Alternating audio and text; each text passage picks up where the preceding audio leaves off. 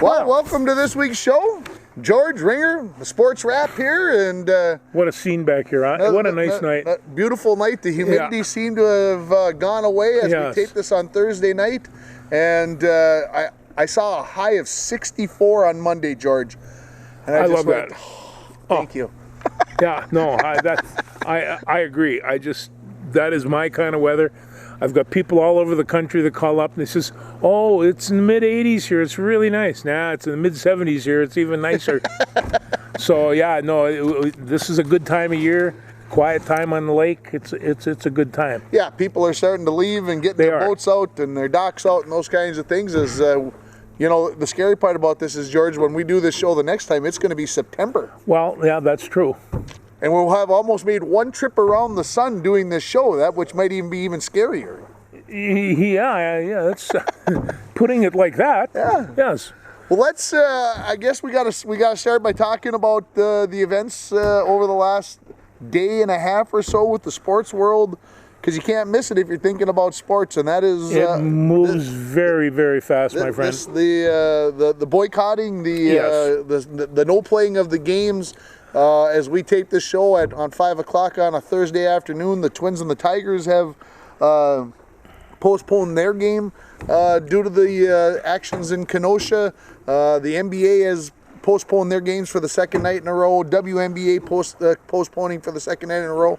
I know the MLS last night had some games. I don't think they had any scheduled for today. I think they have games scheduled for tomorrow. They're postponed as well, aren't they? The NHL is postponing their games for today after, I think, some pressure from some of the African-American hockey players saying, well, wait a minute now, everybody else is jumping in line and the NHL isn't saying anything. So it's a very interesting time. I know I was watching ESPN either last night or this morning, and they were talking about, is this the most unprecedented action ever by athletes?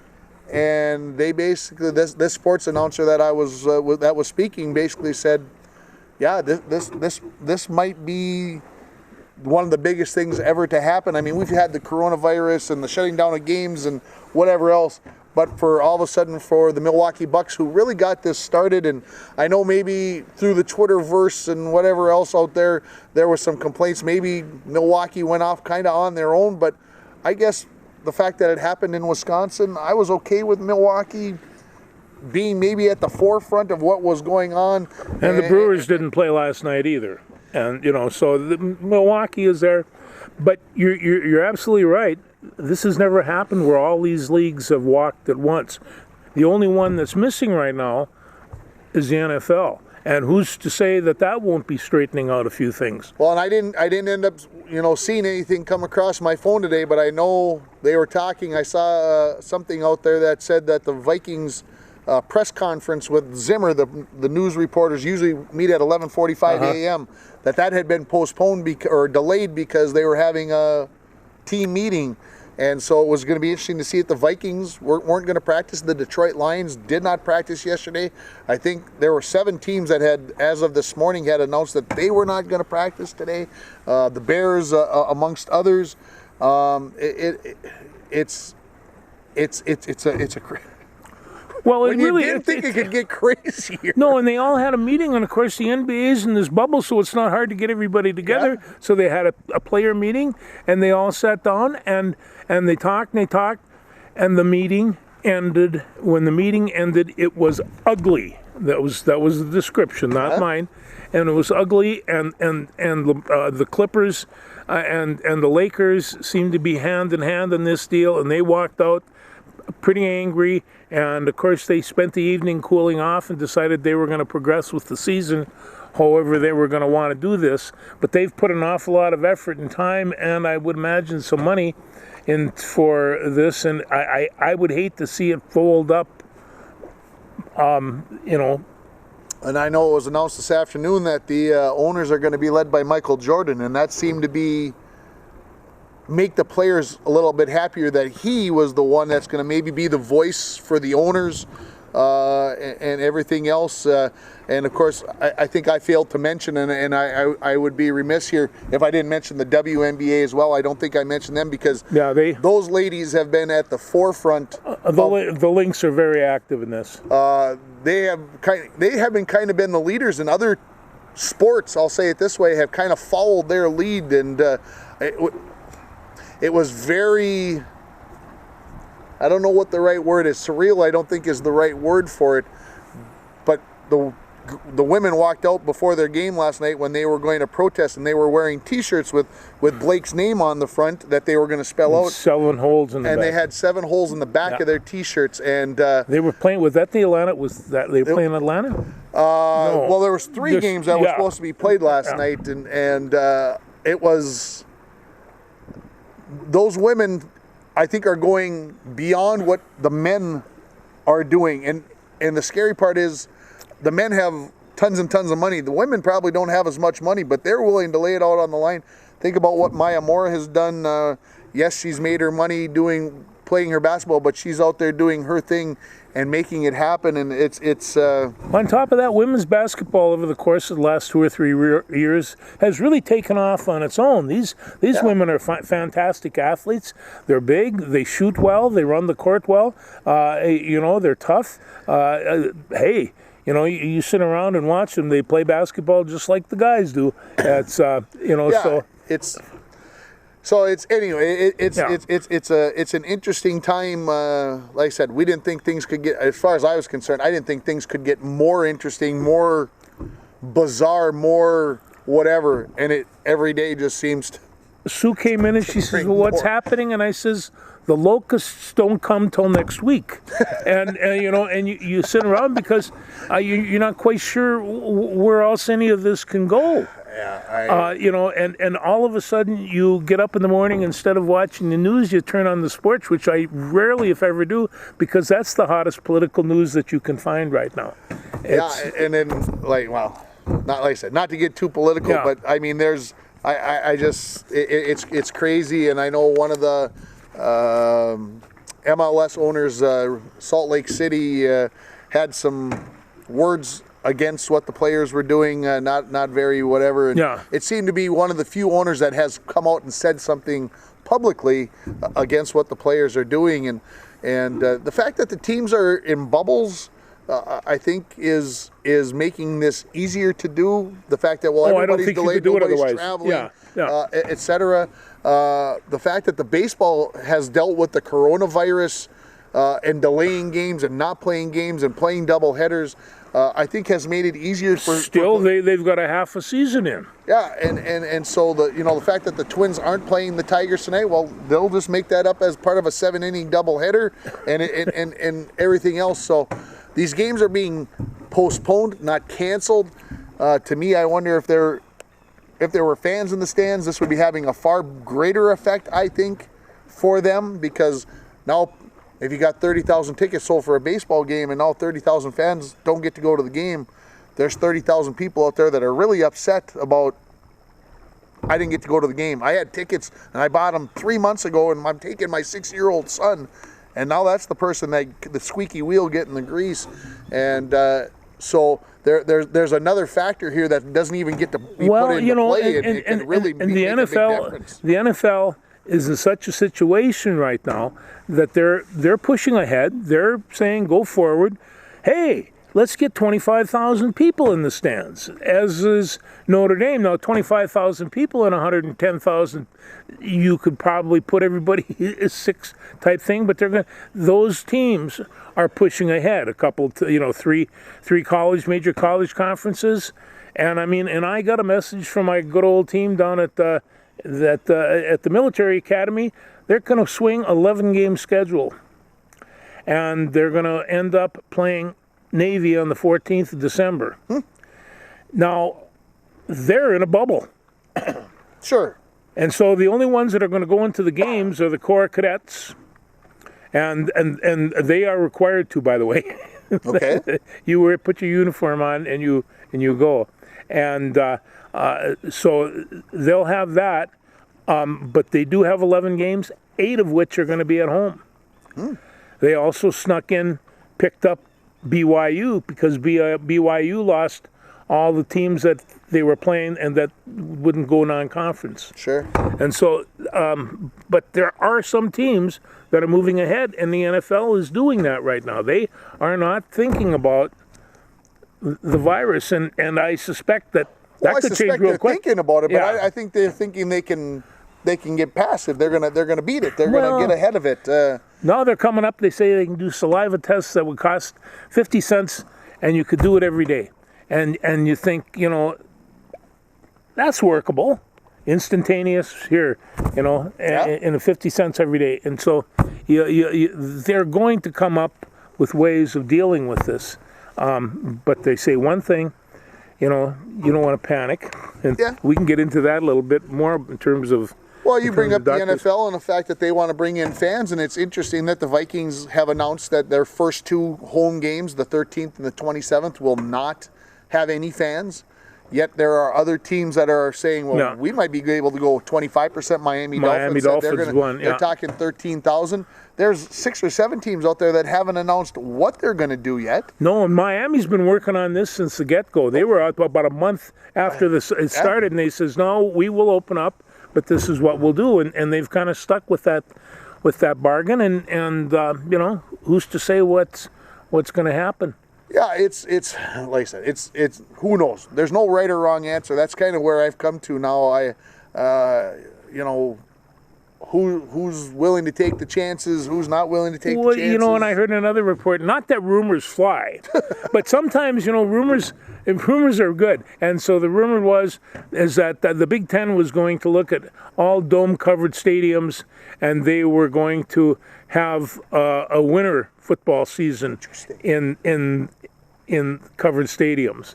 And when you take a look around the league, there's lots of covered stadiums around. There's a lot of covered stadiums, and they probably could try. I know the big concern with the college football is if you wait till a spring season, then those players that would be drafted in late April aren't going to get a chance to show what they can do prior to the draft. And so I had not heard that rumor. That's an interesting rumor. Kind of go bubble-ish. Oh, I keep my ear to the ground. So, interesting. Egan High School had a positive test this past week and basically had to shut down their entire sports programs that were playing. And, of course, Egan, a fairly big school, that means the soccers and tennises and everything else had to shut down. And they were talking in the Minneapolis paper about how that was going to, put things into a quandary. So it never seems to. It just keeps cycling around. Well, no, and it's the Gophers have how many kids on their football team? The Vikings have, when you consider all the other people, taxi squads and what have you, you have 40 or 50 or 60 people out there at all times, and it's just an awful lot of people to control without a bubble. It is tough to control them without the bubble. That is the one thing where basketball, hockey, obviously, again, for I think the 4th week in a row, had 0 positive tests. So it works. It works. You wonder about what Paul George had to say this week about being in the bubble and why he had been playing so poorly, about the depression that he was feeling, the loneliness, everything. And that is a factor. I mean, it's just it's a factor. Well, and let's think about the hockey players. The NHL. They have talked about the fact now that when they get down to the conference finals after this round, and there's only 4 teams left, they are going to let families come in and be with the other teams because there's room. Well, because there's room, but you also haven't seen your kids in a month or maybe 5 weeks or whatever, depending upon how long this goes. And I know people go to war and all that other stuff and get deployed and without seeing their kids. But if they can bring those families in, I think that's mentally that's a big part of it. I hate to bring this up, but you miss your kids. Yeah. It's one of the deals. Yeah. Well, I was a little tardy getting here today because some grandkids had shown up. So, no, imagine that. So we're as long as we're just on this issue, I just want to spend just a second. Sure. Where did college politics and college medicine cross paths? And clearly they have. And the driving motivation is money and lots of it. So right now, Justin Fields, the quarterback at Ohio State, he's got 300,000 signatures on, and Dr. Kurt Daniels, he has no signatures, and nobody likes him, and they don't even know who he is. And what is Dr. Daniels? He's a director of sports cardiology at Ohio State, who's been busy working to publish a 3-month study whose preliminary findings were presented to Pac-12 and Big Ten leaders before they shut down football.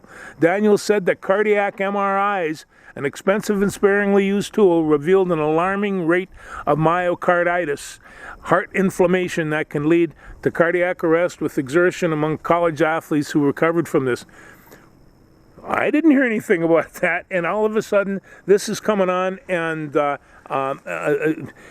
but each school has its own doctor. Nebraska, they were bound and determined that they should be able to start the season. Their doctor that they had, he was from Mayo. And Minnesota's doctor, you won't believe this, I can't make it up, he was from Nebraska. Oh. And so we have this whole intermission, and as one doctor said, this is really kind of cool. How do doctors become politicians? See, I can't find it. Here it is. It says, I want to make it clear, there's no way I'd criticize a professor trained like I am who comes to a different conclusion. But we all bring our own biases to our conclusions.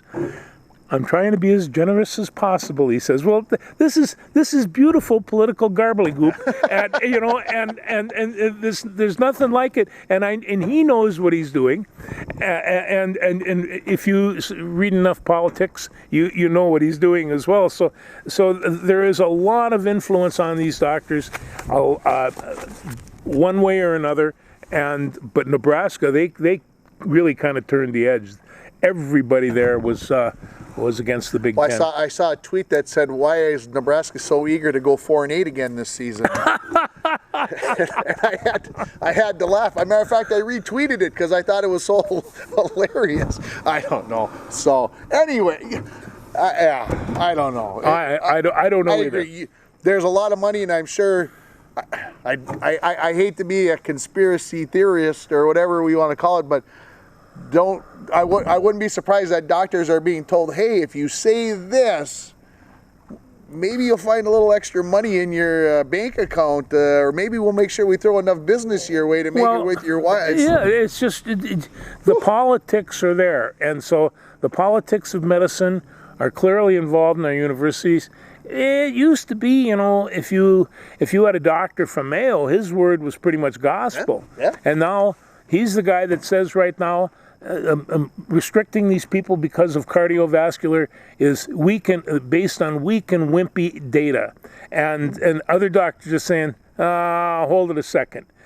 If you're gonna fail, do it on the side. On the side of safety? On the side of safety, and so it's that give and take back and forth. I'm just saying is that Justin Fields is in line to make a lot of money, and so is his coach.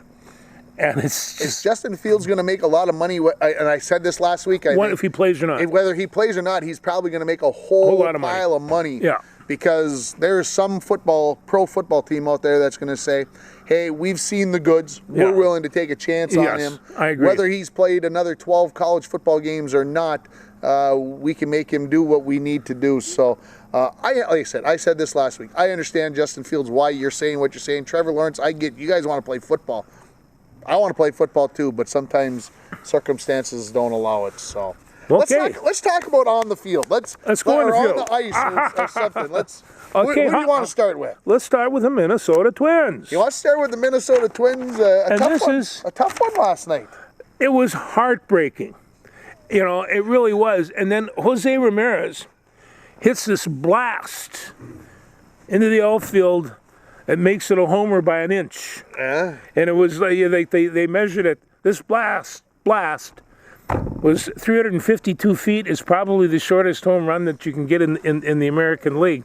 But it doesn't matter. It cost, he drove in 2 runs, and then my friend Sergio Romo, he really got nailed. The slider just didn't slide so much, or either they were waiting for it.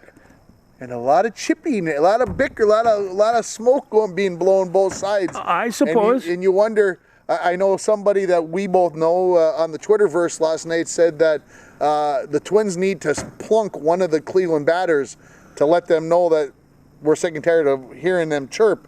And of course, Sergio got out there and was immediately chirping back. And some of that is fine, some of it's okay.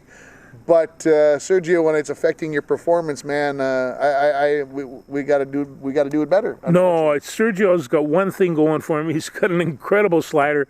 He should work on that because when he's got that working, it's almost unhittable. And and he's got this great beard. He seems to have a great sense of humor. I think he's a character. Yeah. I watch him every time he goes in.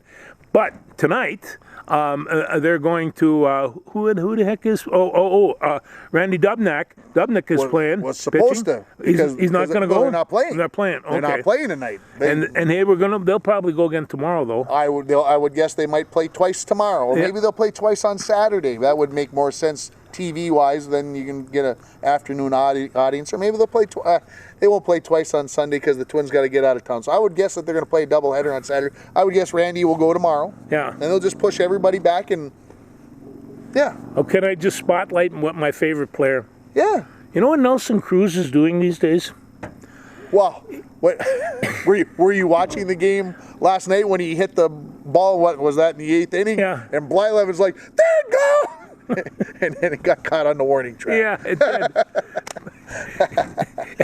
did. It was good to see him there. He's batting fourth in the league in the league at 327. He's second with 11 home runs. He's second with RBIs with 27, and he's fifth overall with 37 hits. And he is 40 years old. And the scary part about that, the last 3 games in Cleveland, he has not hit the ball very well. No. Those numbers are post a couple of tough games. I think he burned a lot of his gas in Kansas City because he was swatting her down there. And they were talking about the fact that they're throwing him a lot of breaking pitches. Well, if Nelson Cruz is who we think he is at 40 years of age and still playing baseball, you would guess that he's going to be making an adjustment to that, and he will be practicing. I'm sure probably getting some at-bats in today and fixing things, and he'll come back. He is a physical specimen. There's no two ways about it. He's amazing. Twins lost 2 of 3 in Cleveland. Yes. Made the race a little tighter. Twins only up by a half a game now over the Cleveland Indians, and they've never played. This is the first time they played Detroit, and this will be the first time they play Detroit. So they'll have a busy next couple of weeks with Detroit. So Jake Odorizzi took a line drive in the ribs back area last week, so he's on the 10-day disabled list. I didn't write it down because I thought I was going to remember. One of the relievers went on the 10-day DL, and Homer Bailey went on the 45-day. What happened to him? Well, he's still hurting from when he hurt his bicep. Remember early on? So now they put him on the 45-day, which brings him back maybe towards the end of the season, maybe there for the playoffs. I think that's what they're doing. They're saying, look, he's not ready. Let's rest him up. Let's make sure we got him in case we need him in the playoffs. Because remember, Pineda's coming back on Monday. I think Monday is his last day. So now you bring another starter into the mix. So you got three solid starters then. Yeah, and then we'll see what Rich Hill can do after he's been a little bit up and down. He went in and did the job the other day as well. And then, of course, Barrios, first 4 pitches he threw last night, he missed the strike zone on the outside by about 18 inches, then by 12, then by 24, and he missed on the inside corner to throw 4 straight balls to start the game. And I texted my uncle and I said, it's going to be one of those nights. Well, then he was up 2-0 in the 5th inning till they hit that 3-run home run off or 2-run home run off of him. And I thought, well, he's going to escape this poor job. And then, things just didn't go so well. So we'll see what happens. I hope that, the Tigers have been playing pretty good baseball. So no easy task going into Detroit, but win 3 of 4 in Detroit. Then the White Sox come to town on Monday at home, and so hopefully you keep things going in the right direction because surprisingly the Central is very tight. The Twins are playing good baseball, but everybody else is Cleveland, Chicago is right there. Has got a decent record. And everybody has some talent. So it's Yeah, no, it's. Hey, I'll tell you, the 60-day season, it's quick. It's exciting. It's going to be tight, yeah. And like I said, we got just over halfway to go. The season ends on September 27th, I think. So 4.5 weeks left, and we'll see how things go. I do want to talk about a couple of things that the Minneapolis paper had in at the halfway point of the season that I found interesting. Through 30 games, the Red Sox and the Angels had both lost 20 games. Who would have thought that? Well, maybe the Angels, you might have thought, and they knew the Red Sox weren't going to be very good. But the Red Sox had lost 20 games, 30 games into the season. They had lost 20. Pretty scary stuff. We talked about Fernando Tatis Jr. last week on this show about the Grand Slam, blah, blah, blah. Let's just say this. At the halfway point of the season, he leads the majors in home runs, total bases, runs, and RBIs. Oh, see, he has no respect. And he's playing shortstop and has no errors. Oh, big, no errors. Huge. This kid's only like 22 years old. Yes. So pretty scary stuff.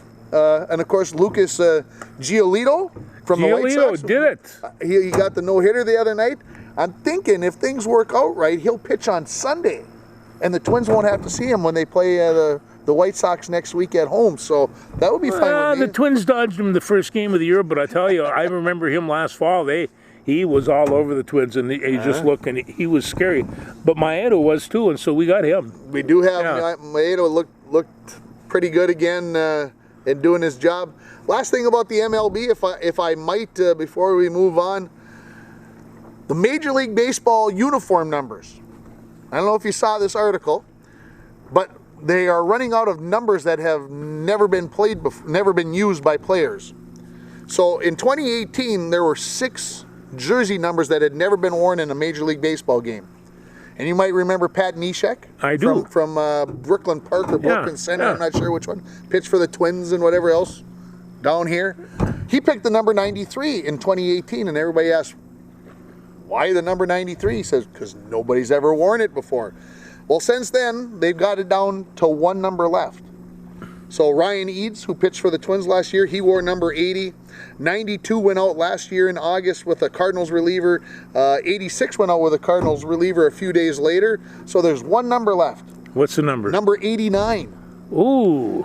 And Miguel, and I'm going to butcher this name, Ujare, Yujare. He's a reliever. He's a pitcher for the Yankees. Yeah. They figure at some point this season he is going to get to pitch for the Yankees, and then all the numbers will have been used up for major. I know you people are like, wow, but I'm a numbers guy. So you got to remember, I'm a math teacher. So to me, numbers are important, and the fact that all the numbers have. Well, when we were kids, nobody wore a number above 59. Nobody did. Well, I had 77. Well, that was in football, though, not in baseball. Oh, no. Then Gretzky went and changed everything when he took on 99. And then things all changed. So anyway, but you can't go 3 digits then, huh? I don't believe they're going to allow them to go 3 digits. Okay. I hope not, because that'll open up a whole can of worms. Pretty soon we'll have guys wearing 999. And Aaron Judge doesn't need that head inflation. No. Which sport would you like to talk about next? Maybe we should talk a little bit about hockey. Let's talk what do you got for me in hockey? Well, the scary part about this whole thing is there's 8 teams left in the NHL. Yeah. Tampa Bay versus Boston. Tampa's up 2-1. Philly and the New York Islanders, who were supposed to play today, tied at 1. Dallas and Colorado. Dallas was up 2-0, won the first 2 games. Now the Colorado's the home team. They came back and won last night to make that 2-1. And then Vegas and Vancouver, 1-1. Vancouver now with the final line change or final off the bench for the next couple of games. Vegas, of course, the number 1 seed, and I can't like the Vegas Knights. I can't because of how they were spoon-fed all this great talent when they expanded, and now Seattle is not going to get those same abilities. They're not going to get as much talent put in front of them, so it's almost like the NHL wanted Vegas to be good and stay good. And of course, Tuck, who used to be with the Wild, is playing so well now. He's scored goals in the last 3 games, so it just makes me a little bitter because we could never seem to find that when he was here. And so anyway, to me, Boston and Tampa is going to be a great series. It's just Tampa has got such a nice team. In Boston, again, just Pastrnak, just he's amazing. He's fun to watch. Philly and the Islanders, again, I think two very competitive teams. So the hockey's going to be fun to watch, and we'll see how long they delay the games. I think it might only be 1 or 2 more days. We'll see. But good stuff, and we'll see what happens. Well, I really like, again, the hockey. They went under the bubble, and they've controlled this situation very well. And, and between basketball and hockey, at least they give some guidelines for the rest of the sports that they might be able to follow, right down including high school. Yeah. And because somewhere along the line, before they put those kids out, they're going to want to make it relatively safe, I think. Yeah, you think. I think, yeah.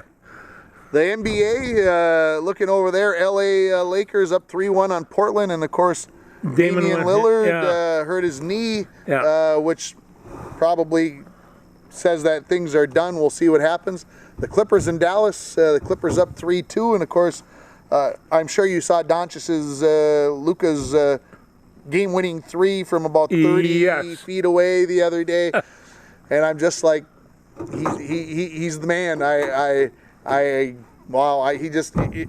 Don't be surprised if the Clippers lose to Dallas if they find some way to pull this off. I know the Clippers probably have way more talent than Dallas does, but I wouldn't not bet against Luka. There's just no way. Utah and Denver 3-2.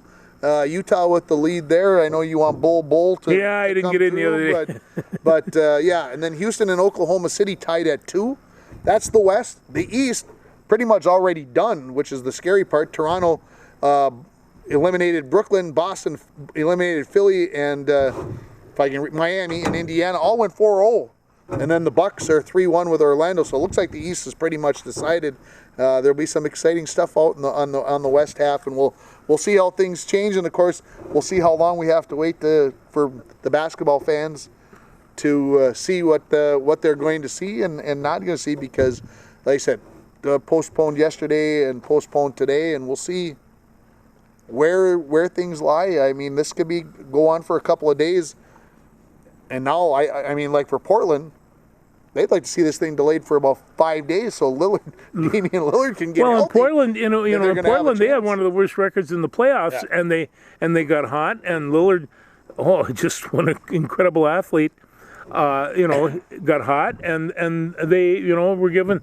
And I mean, I'm talking about the Lakers. This is like slaying the dragon here, Well, then when they beat the Lakers, they, like I said, I think we had this on the show last week. Kind of woke them up, and then the Lakers came out. And they've been mean ever since. The Lynx sitting at 9-4, 4th in the WNBA. I know we keep saying they just keep hanging around. They just keep hanging around. I know they lost a tough one, I think, to Atlanta on Tuesday. Or Monday or Tuesday, and I wasn't really watching this past week because I've been busy with that housing project. And you remember last week I told you about the injury. Getting hit in the head.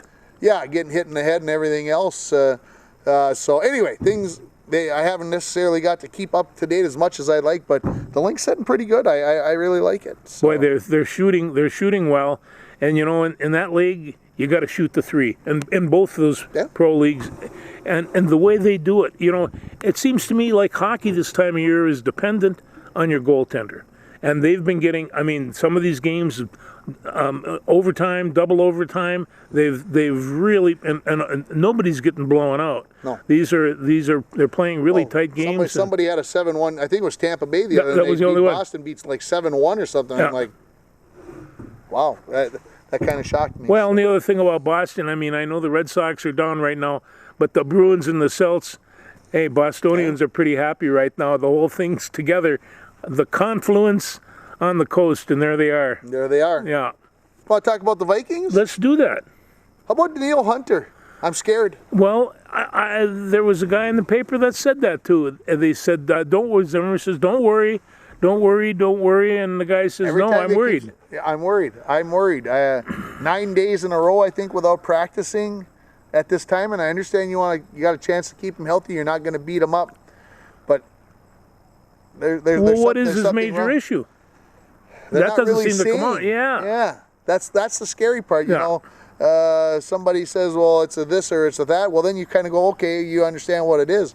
They're really not saying, and that's what's concerning me. And the fact that Everson Griffin is gone, and I know Everson's not had his issues as well, and who's now a Cowboy, but the Vikings kind of let Griffin go because they thought Daniil he's going to be the man. Well, and he's got all the talent in the world, you know, and without him, that defense definitely takes a different look, almost a different philosophy. That's Cameron Dantzler, third-round draft pick for the Vikings this past season. Him and Thielen have had some. That's what I understand. Yeah. And they were kind of talking about the fact that the first-round pick, Jeff Gladney, kind of being passed over by this Dantzler. He's kind of shown what he can do. Kind of already got him in as the nickelback, which, of course, in the NFL means you play about half or more of the snaps.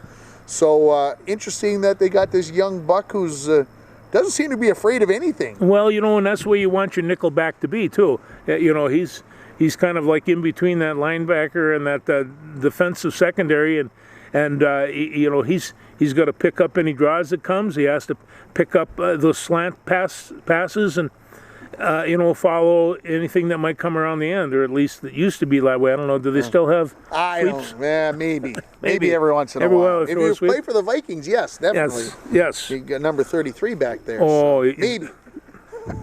Well, and the other thing about, you know, I read, I'm not even sure it was the Minneapolis paper, but Cousins has been working on his mobility. And I watched him work out. They had a documentary. This guy's really strong. He is really one seriously conditioned athlete. And, you know, he can do all kinds of things, but I think he was trained. You know, you put those feet, you go 3 angles, and get rid of the ball, and, you know, and you don't worry about that other part. But I think a little mobility is required because everybody else in the league has some. Well, I think that will help him. Yes. Absolutely, it will make him a better overall quarterback. No doubt about that. Yeah. And of course, Ezra Cleveland, who we drafted out of Boise State, they're saying maybe almost like being given a year to kind of get his act together. They didn't say it was a bad pick. They just said maybe he's going to get a redshirt year without any games to play against other teams. And that, you know, he might get buried on the chart a little bit, which is disappointing. Well, it is, but, you know, I mean, he's got good size, good speed, and good credentials coming out of Boise State. But Boise State is not the NFL, and so we'll see what happens. Yeah. Everybody deserves a little time to get acclimated. Not every rookie is going to come out. Like I said, Jeff Gladney, first-round pick. Where is he? Well, you don't hear a whole lot about him, so we'll see what happens. Well, you know, whoever heard of Thielen, you know? Yeah, if you'd have told me that, Adam, even with what we knew about Thielen before, with him being at Mankato and what he did at Mankato, if you'd have told me that he was going to be what he is now, I would have kind of maybe laughed a little bit. I didn't know. Well, the reporter said we tried to do research and get the scouting report on you, and he laughed. He says there wasn't one. Yeah. So yeah, true, very true. Yeah. So, U.S. Open tennis starts on Monday. Yeah. We'll see what happens. See what happens. Been watching the Western and Southern Open this week, and of course, they almost got into the whole. Osaka was not going to play the semifinals, and then they decided to delay a day, and then she decided she'd come back and play. So the U.S. Open gets started, and of course, Serena didn't look very good this week. So I know a lot of Serena Williams fans out there would love to see her get to 24 Grand Slam titles and tie the record. But if that youngster can peel her apart, I'm all for that. Although I like Serena a lot. Yeah, I like Serena, but I hate to say it. It is not. Well, I said this last summer to a very diehard Serena fan. I said she is never going to get to 24. She's not going to get there. It's too late. She's too far into her age, almost 40 years old now, and it's not going to happen. I would love for her to see it happen, but I don't see it happening. So. I'll never forget Serena Williams going out in that skin-tight leather suit or whatever it was to play tennis. she looked like a monster out there. If I would have come out there with a racket, there would have been tears in my eyes. You'd have been intimidated. Oh yeah, although that wouldn't be hard to do with a racket for anybody. But you see that, and she's got good size, and she's really super strong in the arms and the shoulders and stuff. Boy, she's an amazing athlete. Yeah, and she was got into the third set the other day, and it almost like her body was breaking down. It was her thigh, it was her shoulder. So she's got some issues, and of course she haven't been playing a lot. No. So we'll see. Local. We're gonna have local sports next week. When we come on the show next time, we're gonna have stuff to talk about that's happened with high school sports. Let's hope. Good luck to. I saw in the paper some girls swimming. So JJ's got her swim team in. They have 2 meets next week. They go to Babbitt to swim against Northeast Range Ely on Tuesday at 3 o'clock. Then they go to Hibbing on Thursday for a 4 o'clock meet. And the cross-country runners, I think, get things started next Wednesday down at Virginia. So we'll have some stuff to talk about. We'll see how the kids do. We'll see who's come out, who's not come out, because I'm not going to practices because I don't want to be I don't want to be a distraction, and B, I don't want to be bringing extra virus action around. So I haven't been out to watch any of the practices, which is very non-normal for me. I usually like to get out and at least see somebody and say, hey, how many kids you got? But I've been staying away, and so it's going to be good to have some stuff to talk about. I'll just pass this by. Let's talk about European soccer. Whoa. We got some stuff going on there. You want to talk about Messi? You want to talk about Lionel? Both of them, yeah. About Lionel Messi and his fact that he wants to leave Barcelona and he wants to go someplace else? Well, they're talking right now Manchester City, but there was this awning from New York that says, why don't you come across to the New World? But I'm not sure he's ready for that. But Barcelona is losing their all-time hero, and well, think about what Pele did when he came and played for the Cosmos way back when. Yeah. I just old enough to remember that. I hate to say that way, George, but I remember when Pele came on and they had it on TV. On TV, the first time professional. It was a happening. It was a happening. Yeah. So if Messi would come over, that would be huge for the MLS. And Pele finished his career here, and he finished on top. Yeah. He stayed that good. So you bring these people over, and people are going to say, there's the star. What is he? Well, he's Spaniard. Whoa! It's just they hit the big time, and I wouldn't mind seeing European football come over here and spend a little time. There's a lot of Americans that play the sport, and there's a lot of Americans that like it, and I can't say I've spent a lot of time watching it. I went to an Olympic game one time, an Olympic soccer game between Mexico and Israel, and the game ended in a draw, 1-1. And I said, "Good suit. No, we don't ever have to do this again." But it was kind of a remarkable. It was Where my did first you watch soccer. This match at? That was in Montreal. 76. Wow. What were you doing in Montreal in 1976? I was there with my wife for the Olympics. You guys went to the Montreal for the Olympics. Way cool. Yeah. I'm envious now. Yeah. Saw some great athletes. I believe that. I suppose we should end the show with our other project we've been working on. We have to talk about this because this is important. This is important. Yeah. Probably by the time most of you get to watch this for the first time, we'll already have had another broadcast on. Yep. George and I and former head coach Stuart Nordquist are working on a series of classic Bronco football games that are going to be rebroadcast on KCC TV, Midco Channel 7, where you are watching this possibly, and on YouTube, where you're possibly watching us as well. And earlier this week, we watched the 1988 Section 7A championship football game between the Broncos and the Greenway Raiders. A game that the Broncos ended up winning by a final score of 22-19. So we've got the actual game film. And so it's a little choppy. It doesn't have all the in-between stuff, so it goes pretty quick. Broadcast will probably take about 50 to 55 minutes, I think.